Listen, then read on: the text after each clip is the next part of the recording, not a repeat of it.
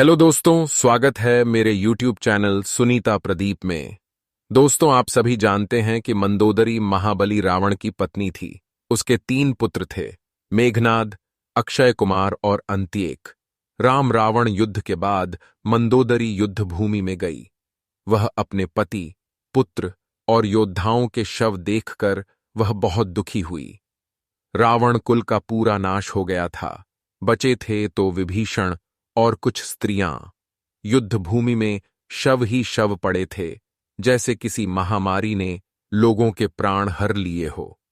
योद्धाओं के परिजन अपने प्रिय को ढूंढते व्याकुल थे और महिलाएं विलाप कर रही थीं।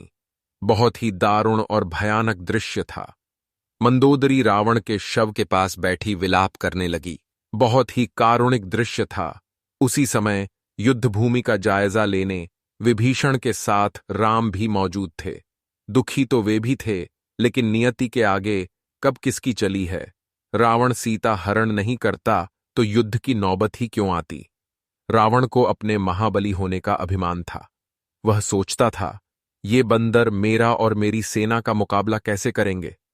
उस अभिमान ने उसे युद्ध के लिए उकसाया।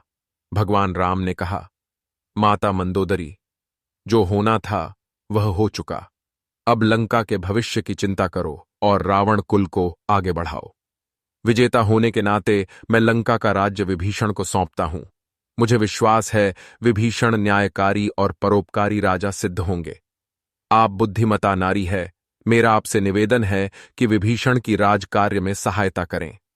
राज्याभिषेक के बाद राम ने एक कदम आगे बढ़ते हुए बड़ी विनम्रता से मंदोदरी के समक्ष महाराज विभीषण से विवाह करने का प्रस्ताव रखा।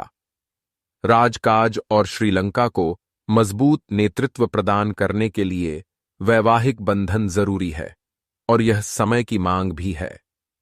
मंदोदरी ने विचार किया, विधवा रहकर तो वह राजकाज में भाग नहीं ले पाएगी, क्योंकि उस समय विधवा होना एक कलंक माना जाता था।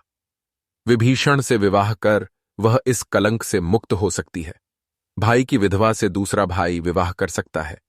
यह उस समय की परंपरा थी जो आज भी कई जगह प्रचलित है। उसे लगा यह अनुचित प्रस्ताव नहीं है। राजकाज करते समय महाराज विभीषण के सिंहासन के पास बैठने का अधिकार मिलेगा।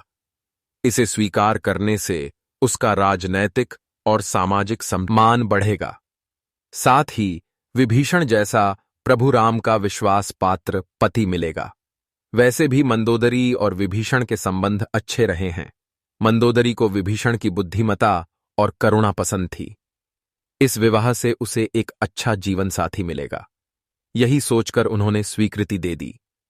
इस विवाह से श्रीलंका की प्रजा बहुत ही प्रसन्न थी। धीरे धीरे राज्य में शांति और समृद्धि आई। एक बार फिर नष्ट हुई लंका सोने की चिड़िया कहलाने लगी। विभीषण के राज में कोई असुर प्रजा को कष्ट देने की हिम्मत नहीं कर सकता था। असुरों को साफ निर्देश थे कि प्रजा के साथ अगर कोई अन्याय हुआ तो उसका उचित दंड दिया जाएगा। प्रजा अपने महाराज की जय जयकार करने लगी। जब अयोध्या के राजा राम को लंका के बारे में यह समाचार मिला तो वे अति प्रसन्न हुए और अयोध्या की तरफ से सहायता का प्रस्ताव भिजवाया। दोस्तों, आशा करता हूं कि ये कहानी आपको अच्छी लगी हो। ऐसी और कहानियां देखने के लिए चैनल को सब्सक्राइब करें।